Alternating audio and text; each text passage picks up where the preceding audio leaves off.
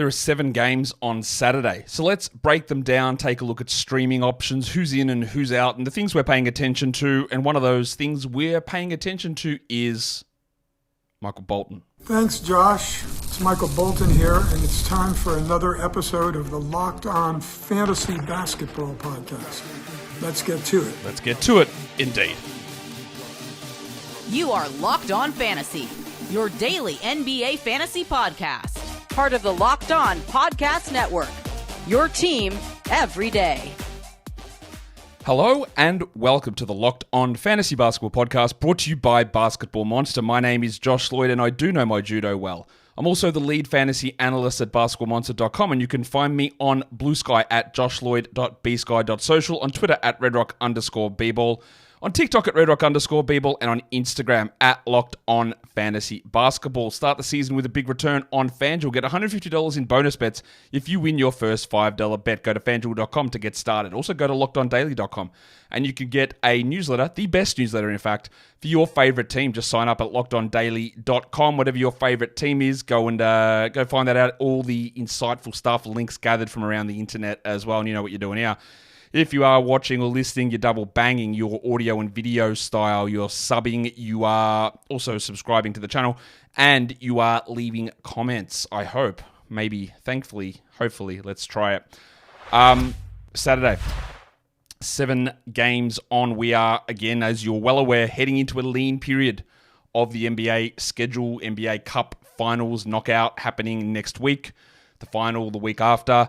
Very low period of games coming up over the next 7 days, Saturday to Friday. It's either 3 or 2 games for teams, and then it gets a little bit worse after that as well, and then we get back into regular scheduled programming.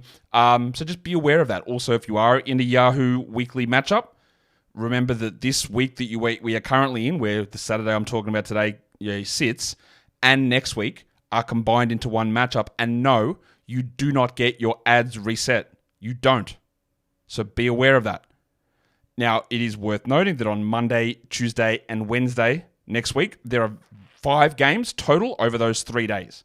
So just be cautious about using your ads. Okay?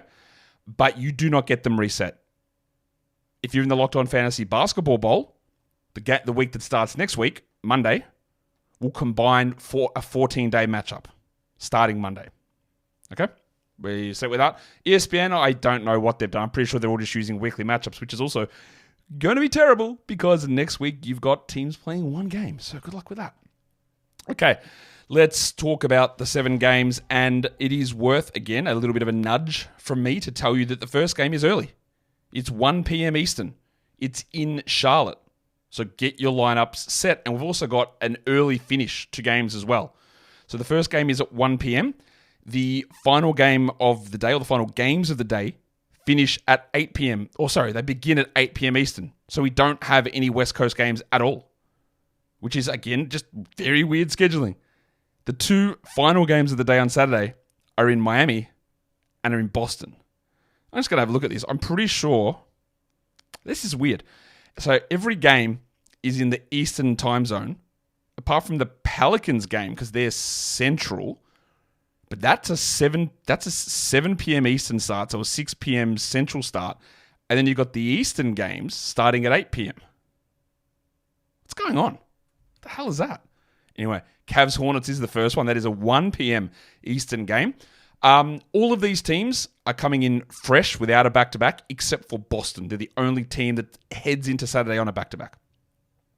So you'll notice down the bottom there for Cleveland and Charlotte, for some stupid reason, I said that they're playing Friday, Sunday, because I thought that this was a Friday, but it's not a Saturday. So Charlotte and Cleveland both play Saturday, Sunday, and then they both play Friday.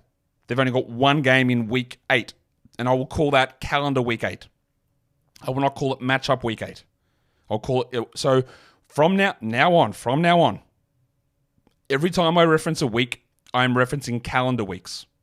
So if you are in Yahoo and we've got this combined week, even if you play in Locked On Fantasy Basketball Bowl, because next week combines, your week matchups, they are not going to match. But the easy way to do it, for me, is to call it a calendar week. So week 8 is next week, and Cleveland and Charlotte play on Friday. That is it. Max Strus remains out. He might be back for that Friday game next week, maybe. Isaac Okoro has dealt with a knee contusion in the Cavs' last game. He did not return. I am going to preemptively list him as doubtful for this game, but I don't know whether he'll play, but he's had numerous knee problems throughout his career. I just don't think that they'll risk him here, especially given it is a back-to-back for both of these teams, Saturday, Sunday. Craig Porter Jr. missed the last game. He hit with I believe it was an illness, so he should be okay, but he's questionable. LaMelo and Trey Mann both out for Charlotte. I don't have an update on Miles Bridges at this point. He has been out for like a week or so. I would guess I am going to preemptively list him as doubtful just because this knee problem is persisting. Someone left a tweet to me today. I don't know if it was a tweet or if it was on Blue Sky, whatever. It doesn't matter. They was like, hey, someone dropped Miles Bridges in my league. Should I go and add him? And I replied to him and said, yeah, like do it. But people are getting frustrated. So it's always worth, and you might not think that your league is a taco. Like, I'm going to pause this. I'll pause this for a second because I've got something I'm going to show you guys. So what I wanted to show you guys is that I've got a bit of I don't know if it's a hobby at the moment, but I'm collecting hats. I like hats, and I'm doing a big thing of collecting like minor league baseball hats. So you'll see this hat that I got, which is pretty interesting. Maybe I'll use it as a bit of a prop on the show, but the Fresno Grizzlies, a single A affiliate of the Colorado Rockies, rebranded for some games last season, I think it was, into the Fresno Tacos. So I got a Fresno Taco hat, which is actually a crazily sick logo. So if you aren't watching on video, come over here and have a look at the Fresno Tacos hat. But maybe I'll use this as a prop there for leagues. Brings me to another side point of if you have any interest or knowledge of baseball, what is your favorite? I'll drop this in the comments because I'm always interested in this. I think it's endlessly fascinating. What is your favorite minor league baseball team in terms of your identity? It can be their regular name, like the Fresno Grizzlies, or any sort of alternate thing. I've got plenty of alternates for a bunch of different teams here. I just want to know what you think your favorite one is. I don't even know exactly what my favorite one is. There's so much. It's probably the San Antonio Flying Chunklers. That's probably my Chunklers hat is actually downstairs. I don't have it with me, but that's probably my favorite one. But anyway, Fresno Tacos is the hat I've got there. So that brings me all back to this original point here on Miles Bridges, that you never know what's going to be sitting on your waiver wire. You never know what player might appear, and you might think that your league's not a taco league, but you just never know. And I don't think there's any point in really yet. You know that I'm using that term, ironically, is not really the right way. I'm using it so that we don't use it to denigrate and talk down to people, because you might think that someone's league is not as competitive as yours, but then others will say the same about your league. These moves are ridiculous and stupid, and what is going on in your league? And I don't think it helps anybody. How does it help anybody? We want to be able to provide information to people of all different areas and levels and experience of playing fantasy. If you improve their knowledge and understanding of how things work, the level of that league improves and other people become more competitive and they draw more people into the game and everything just rises. You know, the old phrase of the rising tide lifts all boats. That's sort of what this is versus like, hey, laughing taco, you're worse than me. There's no point to that. So when I talk streams on these games, and the value of all these players that we talk about when I talk about the streaming options, they're 40% rostered or below on Yahoo. And for your league, your double Onyx league, cool. That guy might have been picked up ages ago. That is possible, right? That's very, very possible. But it's not the case for everybody, very clearly, because it is 60+% available on Yahoo. Understanding there's probably 30 to 40% of dead leagues there. That is true also. But that also means there's quite a few leagues that these players are still available. So we try and cater to all different areas. So what am I, so I said, Bridges, I don't think Miles Bridges is going to play. I've got him listed doubtful. I've got Tijan Salin listed as doubtful. Salin started the last game. He left with an ankle sprain after about 2 minutes and didn't return. So they're both power forward. So you're going to get probably some more Cody Martin in there and probably have to get some more Moussa Diabate. But I don't know whether those guys will play or not. And I have listed, I did not hit her legend, Mark Williams, which, no, that's nothing to do with him. He has never been accused of any sort of violence as far as I'm aware. I've got him questionable because it is a back-to-back for Charlotte, and it's almost certain that he will not play both of these games. In the first two games of Williams' long-awaited return, he's only played in the first half. 8 minutes and 11 minutes, I believe it was. So do they increase that to 14? I guess maybe could they play 8 minutes one day, 8 minutes the next? I don't think that would work. I think they'd like to see that pushed up to like 14 or 15 minutes in one game, maybe 7 minutes in the first half, 7 minutes in the second, and then sit the next day. And it's all about this stuff. It's not like, can you handle it necessarily? It's about this ramp up to see how everything goes and how you play. And then when you're looking out there, then like what happens on your recovery? How sore is it? How much swelling is there? Was there a setback? And I think that's part of that actually worked fine playing that extra bit of time, and let's see how that goes. So yeah, I don't know whether Williams sits this game or the next one or what happens with his minutes, but it is something to watch. On the Cavs side of things, I do want to watch what Sam Merrill can do with my expectation there that Isaac Okoro is out. Merrill can hit points, or can hit threes and get points, but he also flashed some assists in one of those games. And then on the Hornets side of things, I'm watching Nick Richards, not because he is rostered in most spots and he should be rostered in all spots at the moment, but it's about gathering information. 2 games ago, he was unbelievable. The last game, pretty mid, right? He wasn't very good at all. And to me, it's about gathering information. How do the Hornets view him? How do we view him? How do we look at where his value moves long term? Is he going to remain a 30-minute-a-night starter or 28-minute-a-night starter? I don't think so. But every game that he plays, we get the idea of what we see, what the stats look like, how the coaches treat him, to get an understanding of where this might be heading. And I think that's a large focus of also what, and again, I'm doing a little bit of sidebarring here on this show, which I think is okay, but hey, maybe not. Part of the whole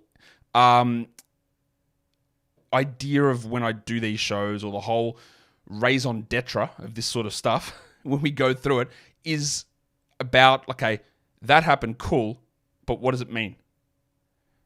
It's all well and good to be like, this happened, sick. What's happening next? I don't know, don't care. It's not what it's about, because the stuff has happened.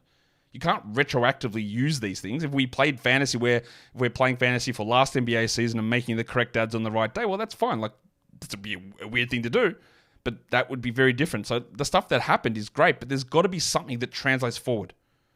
That's how I think you should be looking at everything. You can sit there and celebrate a big performance, but that's happened. It doesn't matter outside of what value does it move players into as we move forward, because that's really where we need to go, and that's how I have always tried to make the focus of this show.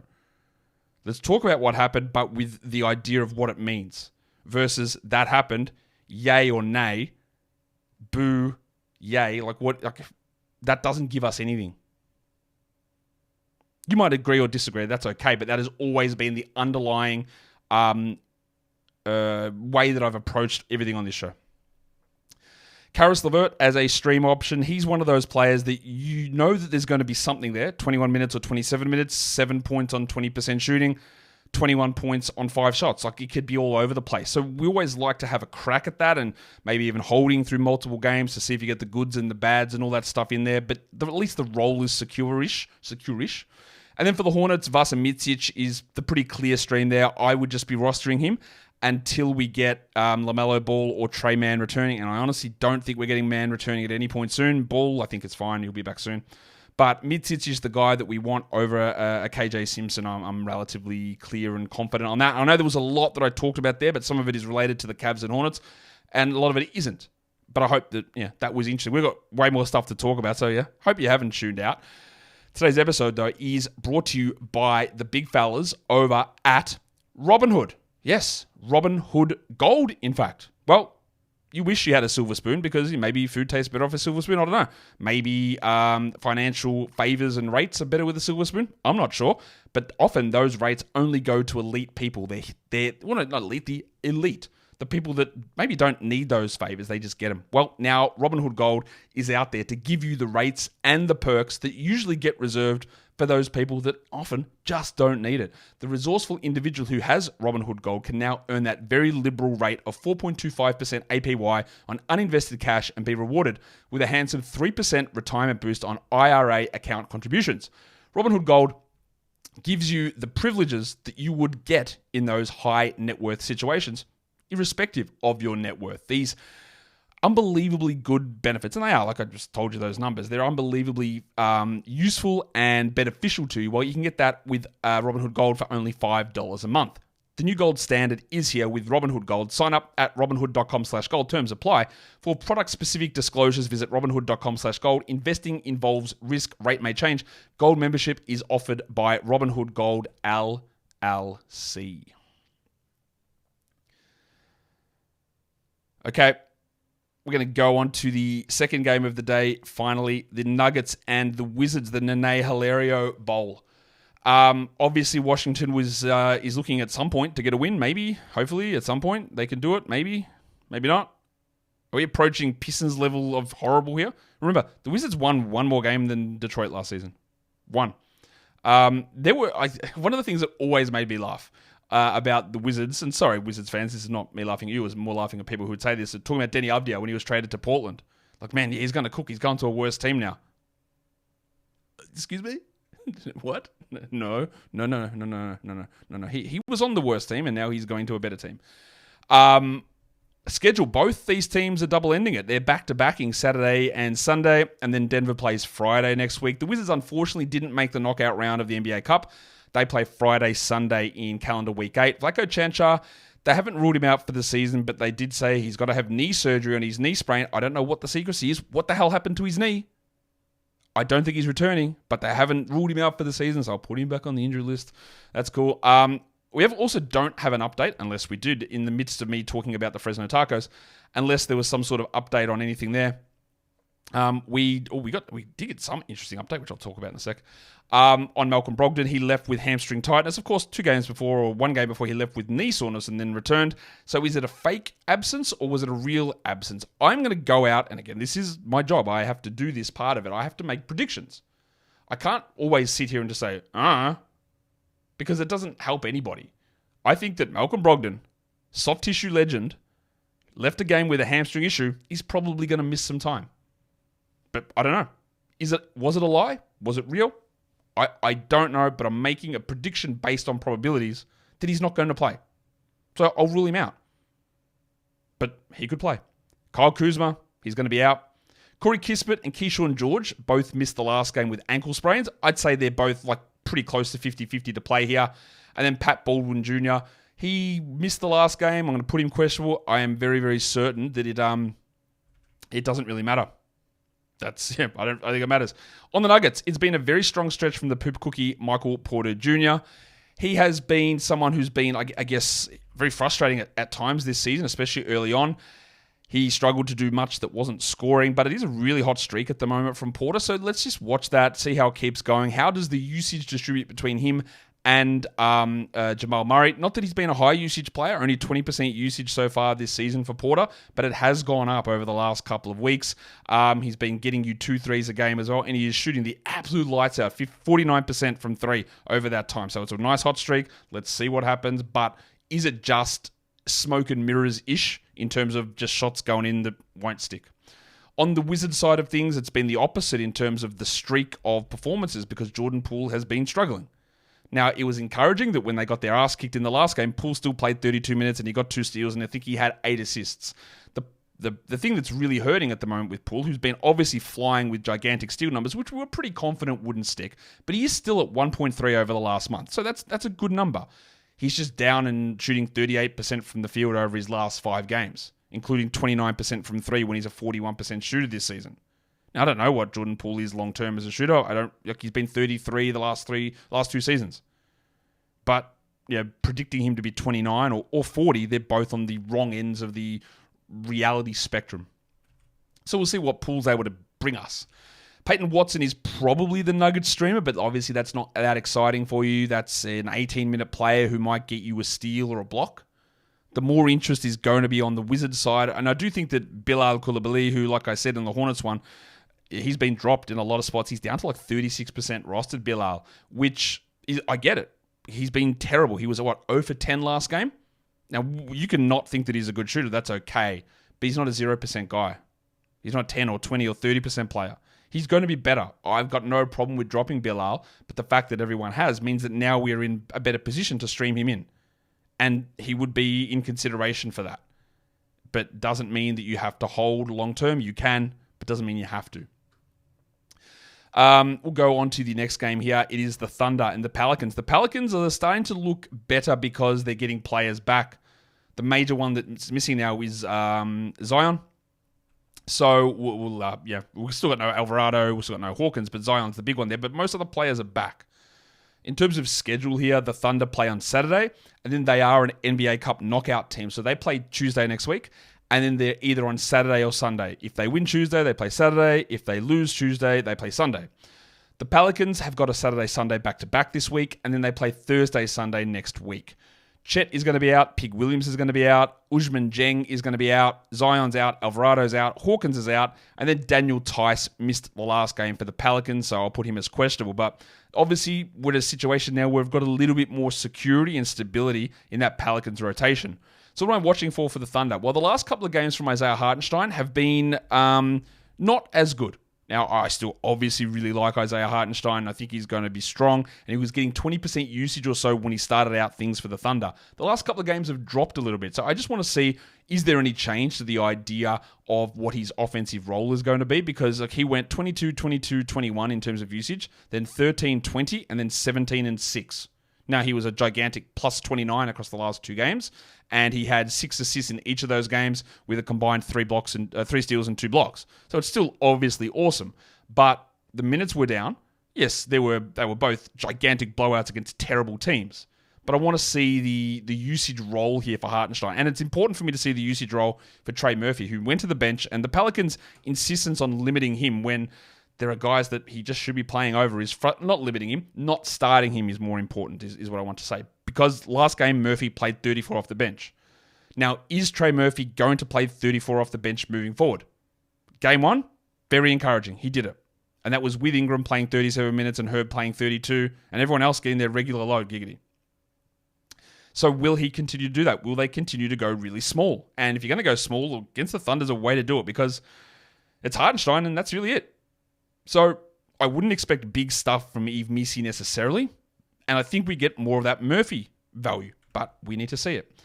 Lou Dort is always going to be on that stream zone, which means try it. You don't have to. He could be terrible, and he has been, but he could also be solid, and he has been that as well.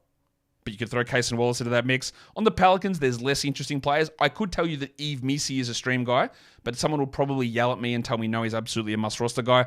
He's like 38% rostered, I think, on Yahoo. So that technically qualifies, but we've got him at 99% on Basketball Monster. So that one, I'll probably just say, I think he's probably being grabbed in a lot of spots. But if Yves Missi is available, yeah, you stream him.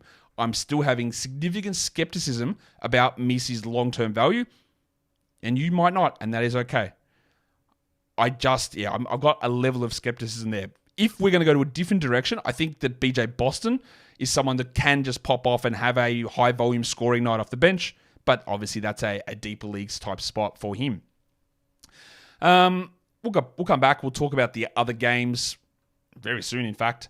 There's only a few more of those to go for the day, but today's episode is brought to you by the big fellas over at FanDuel Sportsbook, which, of course, is America's number one sportsbook. The NFL, what week are we in the NFL? I know my son's pumped about what the Chargers are doing this season, and you might be pumped about your team, but if you're looking to get yourself in as a new customer and get some bonus bets to really kickstart things off, well, you can do that on FanDuel. All you got to do is win your first $5 bet, and you get $150 in bonus bets plonked right into your account. When you're live betting on the NFL, the FanDuel Sportsbook app gives you everything you need. Live stats, live play-by-play, live odds that are adjusting as things are going. You just got to be quicker and make your decision and see how things are going before, Minority Report stuff. What's that going to happen? Like pre-cogging stuff.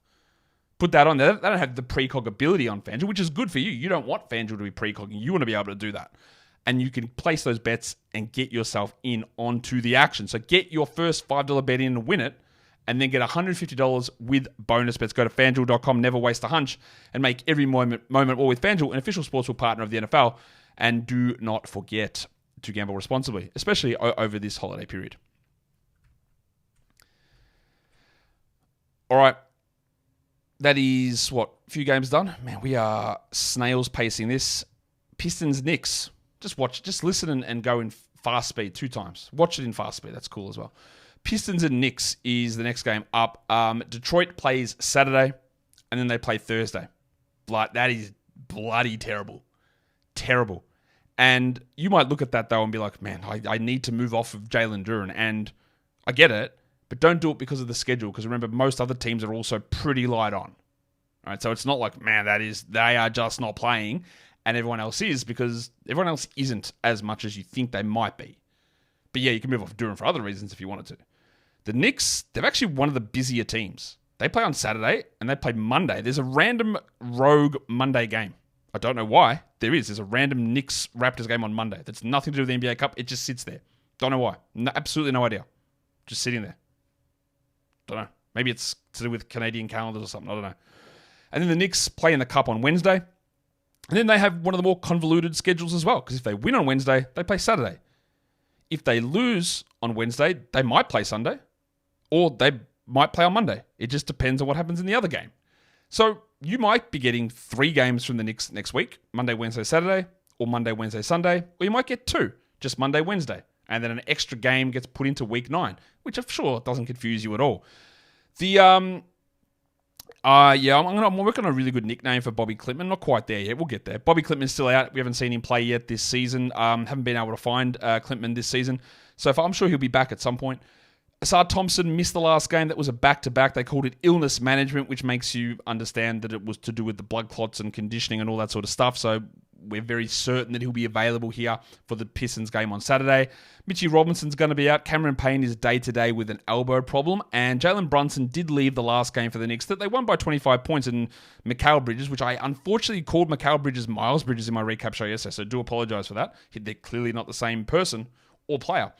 But Mikal Bridges played every minute of that game until the final 90 seconds. But Brunson, who was deemed available to play, didn't need to go back in. So I don't know what Tom does. I cannot explain that man for many reasons. But Brunson, I'll put him as a probable tag for the moment. It doesn't appear like there's anything actually going or significantly wrong with his back that's going to keep him out. But he has had ankle problems, foot problems, and now a back issue. It is all adding up. And I do worry quite a bit that something is going to bust here for Brunson. And we saw it in the playoffs. His foot got rooted and then he broke his hand. And I am a little worried. I'm a little worried about where this goes. So what are we watching for on the Pistons? Well, we are watching the passport legend, Jalen Duren, because he stinks. He's been bad nearly every game. It's not necessarily even about the per-game production, which is bad. It's about how the coach views him. How does John Blair Bickerstaff view Jalen Duren? Is he a 24-minute player? Because if he is, you jack him off. Get him out of here. You do not want him on your team if he's a 24-minute player.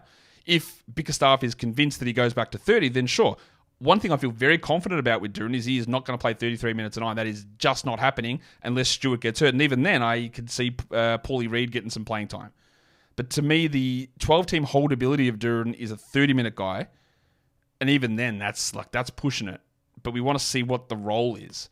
And then I do want to watch Mikal Bridges, who had some real struggles and started to play better the last couple of games. His free throws continue to be very weird. But is Tom Thibodeau just going to keep pushing? Keep pushing? We're going to put it to the test whether this man actually is Wolverine this season. We're going to test it. In terms of stream guys, Stewart is probably the best Pistons guy. I'm not all that enamored with Asar Thompson as a stream guy this season. Leaky Beasley's always solid, but there's always risk in that. And Stewart's just a different sort of a player. And then for the Knicks, Juice McBride, I've got to come up with a good term for this. He's like a stream-ash. It's like a streamable, stashable player who's providing a little bit, enough at the time, and the Knicks have got a nice little schedule coming up, that he's providing enough to be held on your roster, understanding there is a very easy and clear path to top 70 numbers. It's very easy. Because if someone is out, he's going to play 40 minutes. And it's not like he's coming out and having 6 points in 14 minutes waiting for that, because that's not holdable. He's playing 27 anyway.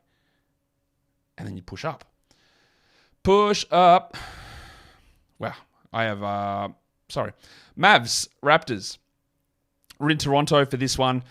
We did get some injury updates here. I'll just tell you about the schedule. Dallas plays Saturday, and then they're an NBA Cup team. They're on Tuesday, and then a win will make them play Saturday, and a loss will make them play Sunday. The Raptors play on Saturday, and then they go Monday, Thursday. They're part of that weird Monday showcase. Raptors, Knicks, the Andrea Bargnani Bowl. Dante Exum is out. We know that. He is out until January. I think a lot of people, me included at times, forget that Dante Exum's actually playing in the NBA. He shot like 45% from three last season, that guy. and that was pretty weird. But he's not there, obviously. What we also don't know is Najee Marshall, and Najee Marshall's presence or absence does impact a lot.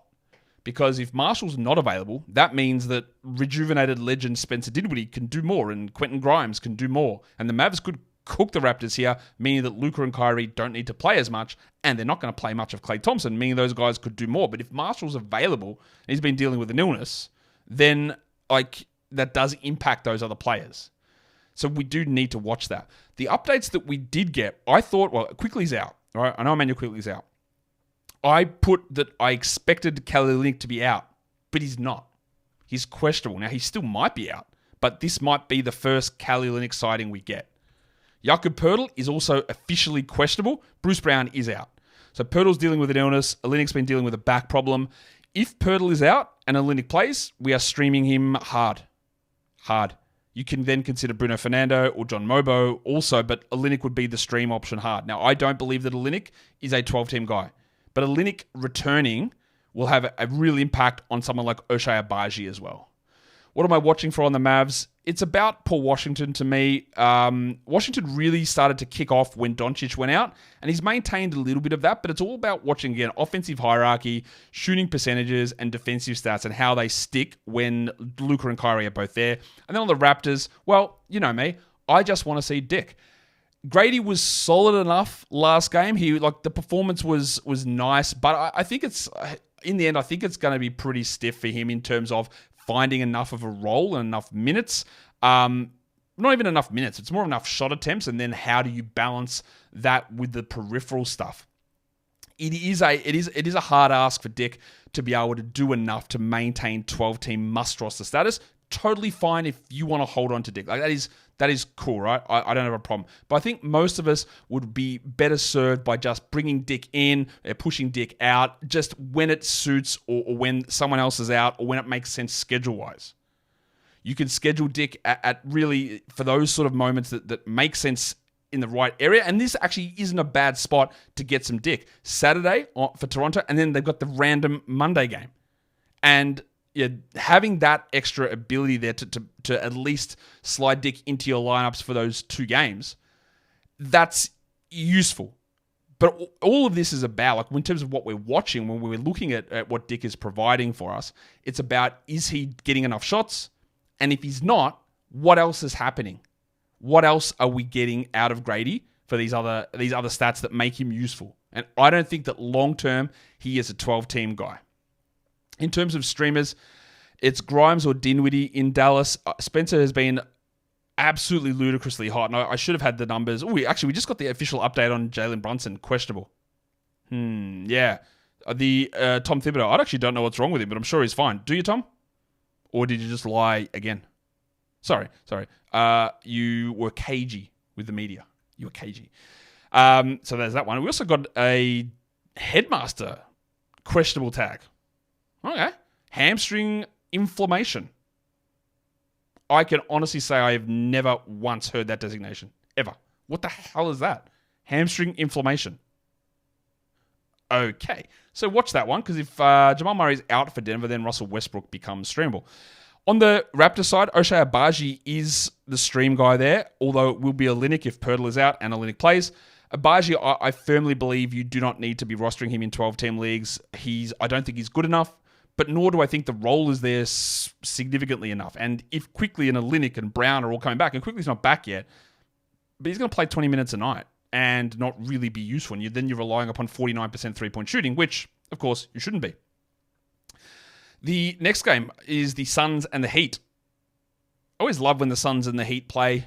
We're talking about, they just seem inextricably linked because of, suns and warmth, solar events.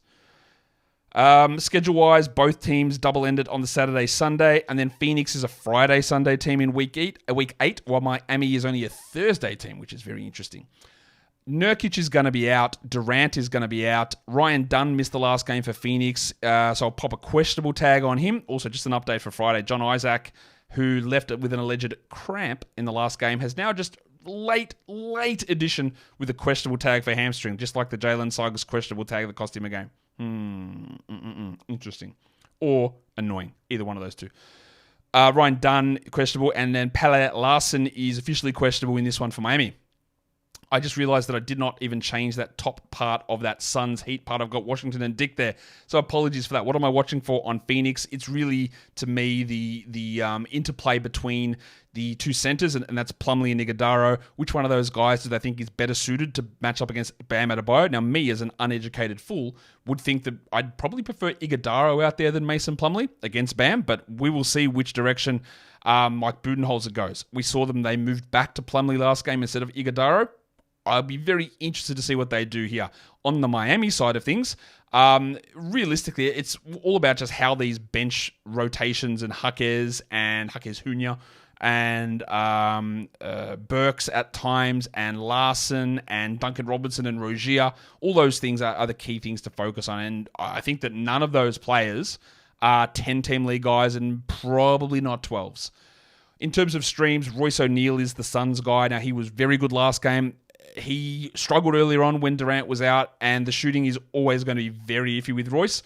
And Grayson Allen, also a very good stream guy there. Miami doesn't have as many good stream guys. You're looking at defensive stuff there from Haywood Highsmith. But at the moment, his role with Nikola Jovic, dealing with being Nikola Jovic, but also had a couple of injuries, Highsmith is getting that role. But there is literally any point, Spoelstra might just get rid of Highsmith and start playing Jovic. That is what he has been doing.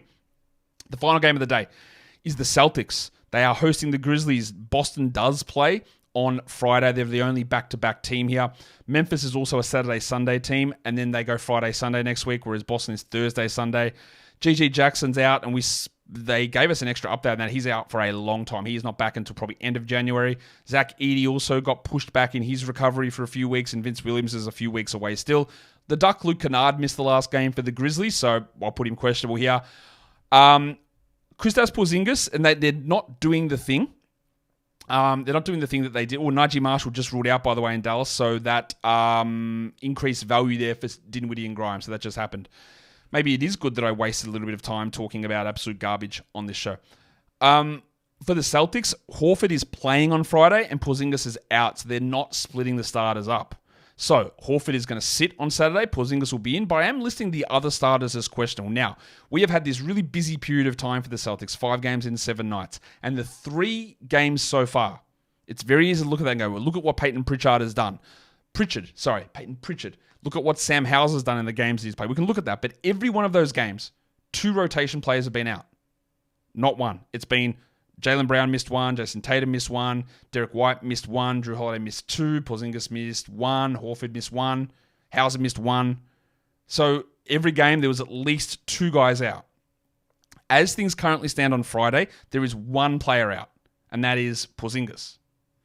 On Saturday, there's 1 player out, and that is Horford. But I don't know about Brown, White, Tatum, or Holiday. I think Brown and Tatum will be okay, and they'll play both of them. White, I think, will probably play, but I'm not sure. Drew, I would be a little bit more doubtful about. But he also missed 2 in a row. So we don't really... And Sneaky Joe Mazzulla can do a million things with a center rotation, which could frustrate us. On the Grizzlies side of things, Santi Aldama has been on an epic hot streak. Now, this man... Last season, he's billed as a shooting big man who had every opportunity with so many injuries to pop off and put up good numbers. And honestly, he didn't. He was bad for nearly every game that he played last season. Last season, he shot under 44% from the field and only 62% from the line. This season, the big fella is absolutely rocking. 65% from the field over his last 7 games, which includes, again, you want to talk regression and how Santi's been able to do this. He's averaging 14 points in his last 7 games at 26 minutes. You know how? 62% from 3. So yeah, like if he drops down 25% percentage points on 3s, you should expect that. He's also rolling at 67% on his 2s. The thing that I think is actually really encouraging about Aldama is that he has almost tripled his assist numbers. 1.3 up to 3.3. That is encouraging, and that might be real. The shooting is 100% not real. But at the moment, with Edey out as well, we're getting elevated minutes, we're getting elevated production, and he's tying the elevated minutes into out-of-this-world shooting, which it is out-of-this-world shooting. It's ridiculous. In terms of stream, guys, I do like Marcus Smart, even though he's a 26-minute-a-night player. And I think this is the first time that Smart will be back in Boston to play. I think. We'll see. I believe that's true. So we'll see what Marcus Smart does in a revenge game. But I do like what he's done the last few games anyway. And then I've put Luke Cornett there. But honestly, I don't know. Porzingis will be back and starting. So I would expect that we're in a spot here where they don't go with Cornett and Porzingis together, but they could. Or do they put Hauser into the starting lineup and go Brown, Hauser, Tatum, White? Well, there's Holiday there as well. No, maybe it's just the regular starters potentially. So Cornett might be an 18-minute a night guy behind Porzingis, and that would mean no Tillman and no Cater. So honestly, I don't know. Missoula can do a million different things here, and it's going to be very risky, and you just will not know until you see that first guy check in. And that is an incredible... It's great that they've got the back-to-back Friday, Saturday, but it's an incredibly risky proposition. We just don't know what they're going to do, which is unfortunate. Hey, if you're still here, give us a "oh yeah" in the chat or the comments down below, because I honestly can't believe you still be sticking with this show at this stage. Let's take a look at some schedule situations, and let's look at the back-to-backs across the weekend. We have got a very busy Sunday coming up with 12 games on, and that means we've got a lot of teams playing the back-to-back. Charlotte, Cleveland, Denver, Memphis, Miami, New Orleans, Phoenix, and Washington all play. And I've got 6 names here for you that are going to win your league, guaranteed. Bang, lock it in. They are all at least 60% available on Yahoo. It's Bilal Coulibaly, Grayson Allen, Marcus Smart, Bubbles Carrington, expecting that Brogdon is out, Royce O'Neal, and Vasa Micic, who we know is quite variable, so be cautious with it. But they're all available and useful with that back-to-back coming up. In terms of chunkiness, between Saturday and Wednesday, that is 5 days. I can count that. One of those days is Sunday, and there are 12 games on, so that is not really a streamable day. And what we like to do in the chunks is look at which teams have 3 sort of streamable games across 5 days. Which players? Well, there's one team. It is the Knicks. So that further adds into your Juice McBride propaganda, because they have 3 games on lower volume days, or they're actually incredibly low volume days in the next 5 nights. They play Saturday with 7, Monday with 1, and Wednesday with 2.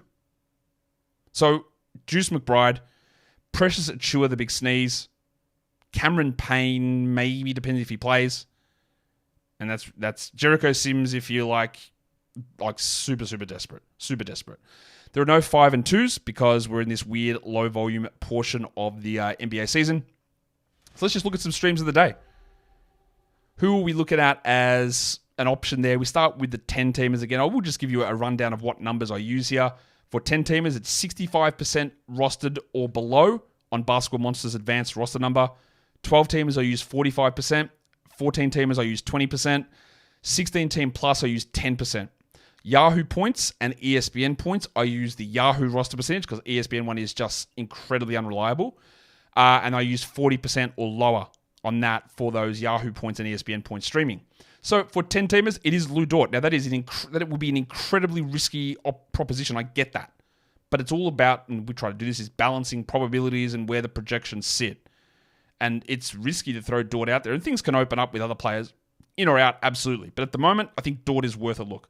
I actually think his teammate, Alex Caruso, is not a bad shout as a 12-team guy. But also remember, when we go through the individual stream options in the next couple of pages, if you're in a 12-team league, look at the 10-team page, because there might be guys there who are actually available in your league. Because guess what I can't do?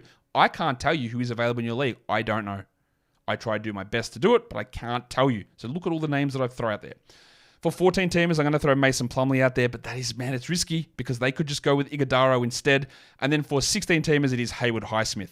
For the Yahoo points and ESPN points, we're going with Wizards. Yahoo points, I'm going with Bilal. And then for the ESPN points, I'm going with Bub. That is Coulibaly and Carrington, respectively. The 10-team stream list here, it does start with Lou Dort, and next up is Alex Caruso, both with the ability to generate 2+ steals and 2+ blocks and hit 2+ threes. They're not going to be big scorers, we know this, but they've got the ability to do those little things. I've got Bub Carrington there, who's probably the opposite. He might score 18 points with 5 assists and get no steals or blocks. I've got Royce O'Neal there, who might shoot 20%, but could also have 4 assists and 2 steals. I've got Kaysen Wallace, who's very much like Caruso and Dort, and then Grayson Allen, who's more like Royce O'Neal and Bub Carrington, a points and threes guy who actually flashed a little bit of assist value in the last game. For 12-teamers, Karis LeVert is on the list there. we've got Mason Plumlee, Haywood Highsmith, Luke Cornett, Musa Diabate, expecting that Solan and Bridges are both out, and then Cody Martin similarly. For deeper leagues, Brandon Clark, even though last game it was actually James Huff that was able to get those extra minutes. Isaiah Joe, but Clark's been the guy in every other game. Isaiah Joe, Jared Butler, the Big Sneeze, Precious Achua, and Slammin' Sammy Hauser. And if we go to some Yahoo points streaming options, we go to Bilal Coulibaly, Bub Carrington, Lugens Dort, Vasa Micic, Royce O'Neal, and Dracaris Levert. And lastly, for ESPN points, very similar names, slightly different order, but whatever. Bub Carrington, Bilal, Lou Dort, Royce O'Neal, Karis Levert, and Vasilije Micic. And that, guys, is the end of a rambling, incoherent mess of a show with no set beginning or no set end. And I hope you guys are able to stick here through to the end. And if you are, well, I should sub to you, but you can sub to me as well at the same time. Well, let's reciprocally sub each other and give a thumbs up and leave your comments down below. Guys, we are done here. Celebrate the good. Be happy. Make sure you know that you're doing something good. Tell others when they're doing something good. Work to improve. Acknowledge the good. Guys, we're done here. Thank you so much for listening, everyone. See ya.